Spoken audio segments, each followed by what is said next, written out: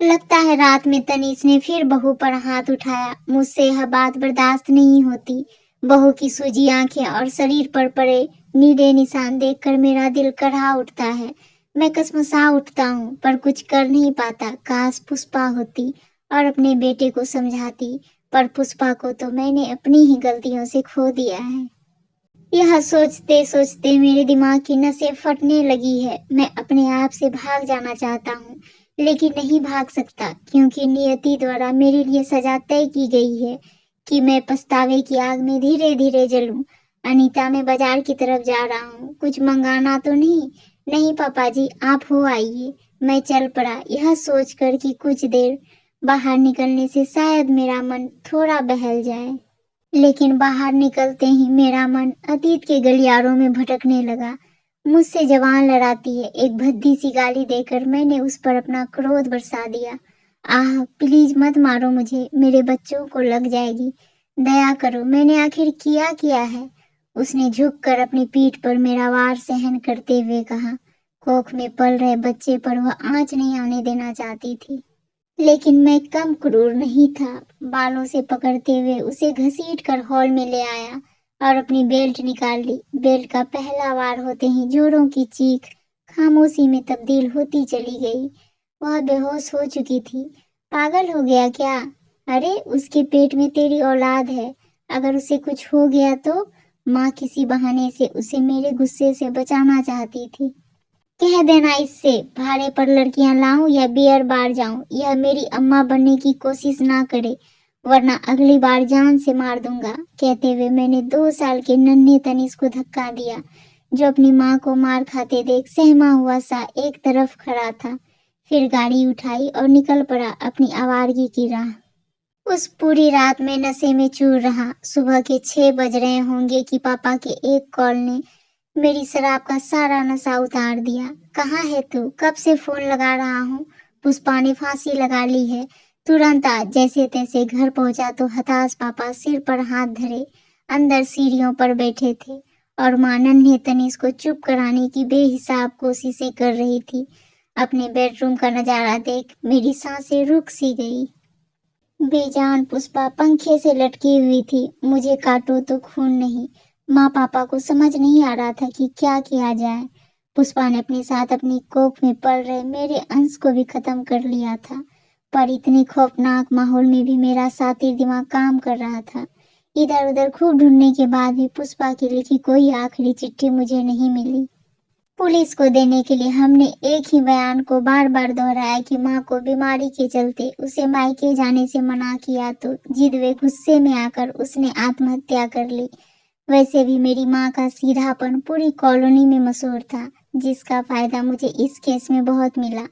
कुछ दिन मुझे जरूर लॉकअप में रहना पड़ा, लेकिन बाद में सबको दे दिलाकर इस मामले को खत्म करने में हमने सफलता पाई, क्योंकि पुष्पा के मायके में उसकी खैर खबर लेने वाला एक शराबी भाई ही था, जिसे अपनी बहन को इंसाफ दिलाने में कोई खास रुचि न थी। थोड़ी परेशानी से ही सही, लेकिन 8-10 महीने में केस रफा दफा हो गया।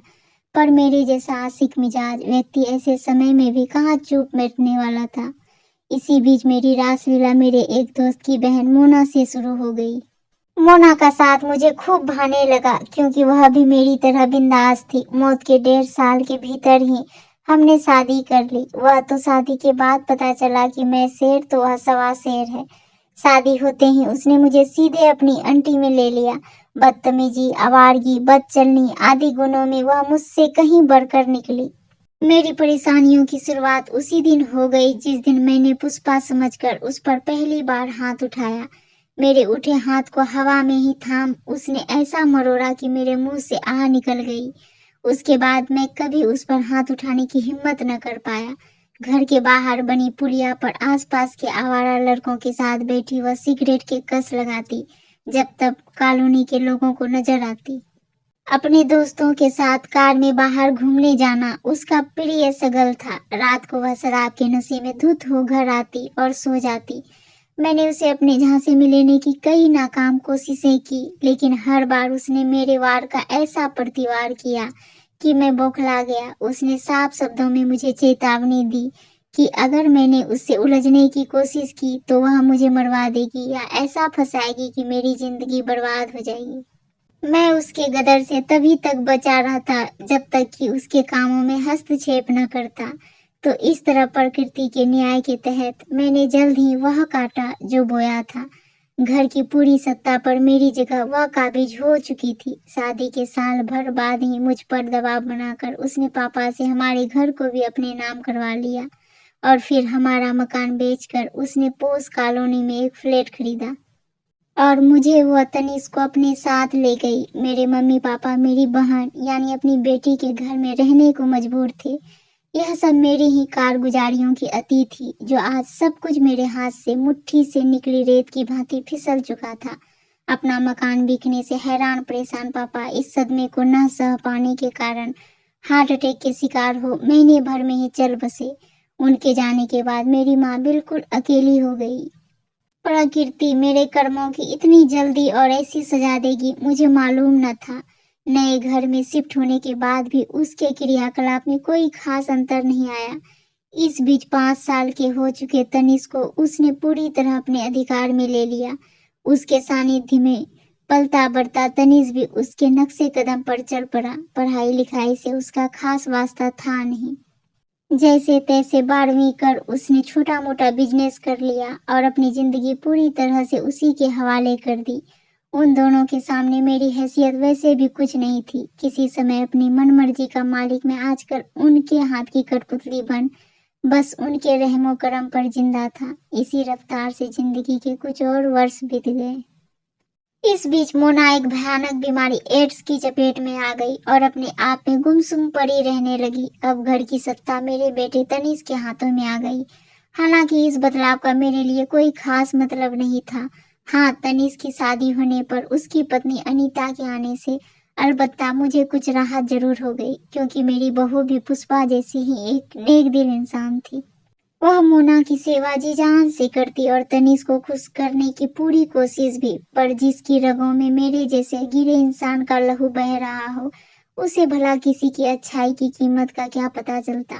साल भर पहले मोना ने अपनी आखिरी सांस ली। उस वक्त सच में मन से जैसे एक बोझ उतर गया और मेरा जीवन थोड़ा आसान हो गया। इस बीच तनीष के अत्याचार अनीता के प्रति बढ़ते जा रहे थे। लगभग रोज रात में तनीष उसे पीटता और हर सुबह अपने चेहरे में शरीर की सूजन छिपाने की भरसक कोशिश करते हुए वह फिर से अपने काम पर लग जाती। कल रात भी तनीष ने उस पर अपना गुस्सा निकाला था।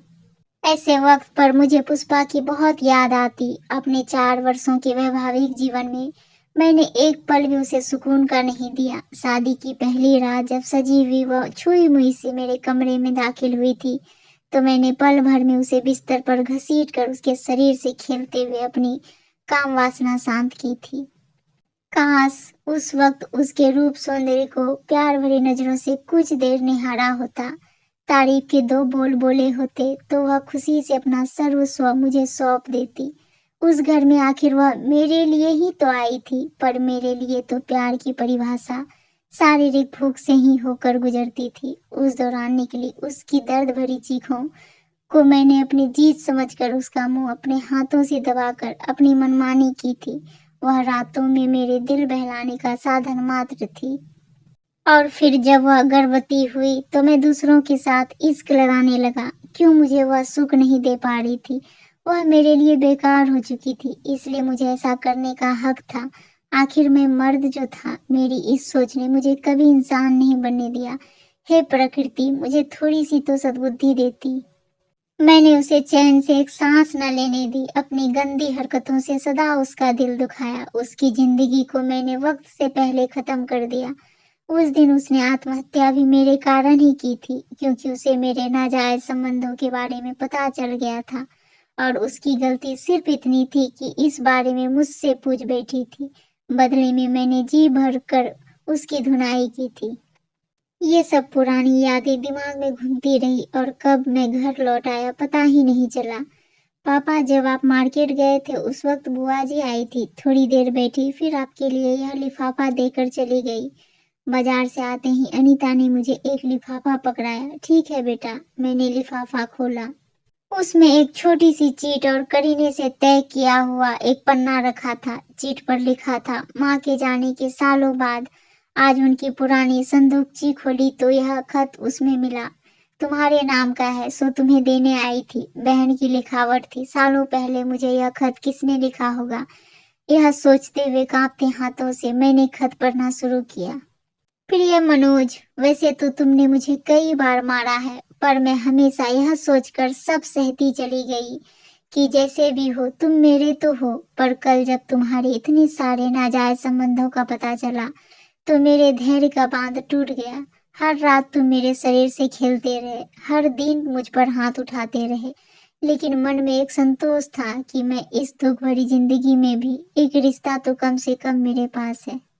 मेरे बाद मेरे बच्चों की दुर्दशा ना हो, इसलिए अपनी कोख का अंश अपने साथ लिए जा रही हूँ। मासूम तनीष को मारने की हिम्मत नहीं जुटा पाई। खुश रहो तुम, कम से कम तनीष को एक बेहतर इंसान बनाना। जाने से पहले एक बात तुमसे जरूर कहना चाहूंगी, मैं तुमसे बहुत प्यार करती हूँ। तुम्हारी चाहत के इंतजार में पल पल मरती, तुम्हारी पुष्पा। पूरा पत्र आंसुओं से गीला हो चुका था। जी चाह रहा था कि मैं चिल्ला चिल्ला कर रो पड़ूं। ओह पुष्पा, माफ कर दे मुझे, मैं इंसान कहलाने के काबिल नहीं, तेरे प्यार के काबिल भला क्या बनूंगा। हे प्रकृति, मेरी पुष्पा को लौटा दे मुझे। मैं उसके पैर पकड़कर अपने गुनाहों की माफी तो मांग लूं उससे, लेकिन अब पछताए होत क्या जब चिड़िया चुग गई खेत। भावनाओं का ज्वार थमा तो कुछ हल्का महसूस हुआ। शायद माँ को पुष्पा का यह सुसाइड लेटर मिला हो और मुझे बचाने की खातिर यह पत्र उन्होंने अपने पास छिपा कर रख लिया हो।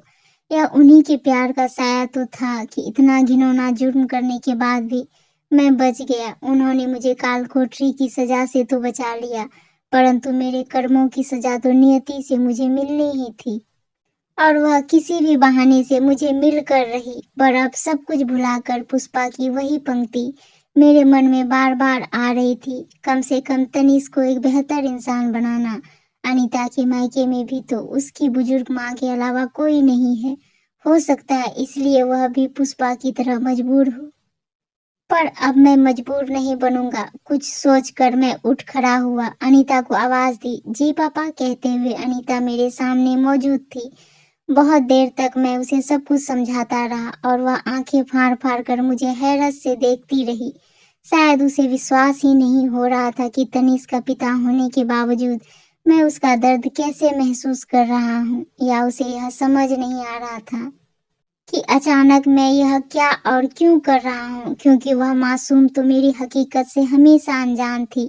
पास के पुलिस स्टेशन पहुंचकर मैंने अपनी बहू पर हो रहे अत्याचार की धारा के अंतर्गत बेटे तनीष के खिलाफ रिपोर्ट दर्ज कराई। मेरे कहने पर अनीता अपने शरीर पर जख्मों के निशान उन्हें दिखाए, जिससे केस पुख्ता हो गया। थोड़ा वक्त लगा, लेकिन हमने अपना काम कर दिया था। आगे का काम पुलिस करेगी। तनीष को सही राह पर लाने का एक यही तरीका मुझे कारगर लगा, क्योंकि सिर्फ मेरे समझाने भर से बात उसके पल्ले नहीं पड़ेगी। पुलिस, कानून और सजा का खौफ ही अब उसे सही रास्ते पर ला सकता है। पुष्पा की चिट्ठी में कहे शब्दों के अनुसार मैं उसे रिश्तों की इज्जत करना सिखाऊंगा और एक अच्छा इंसान बनाऊंगा, ताकि फिर कोई पुष्पा किसी मनोज के अत्याचारों से त्रस्त होकर आत्महत्या करने को मजबूर न हो। ऑटो में वापसी के समय अनीता की सिर पर मैंने स्नेह से हाथ फेरा। उसकी आंखों में खौफ की जगह अब सुकून नजर आ रहा था। यह देख मैंने राहत की सांस ली।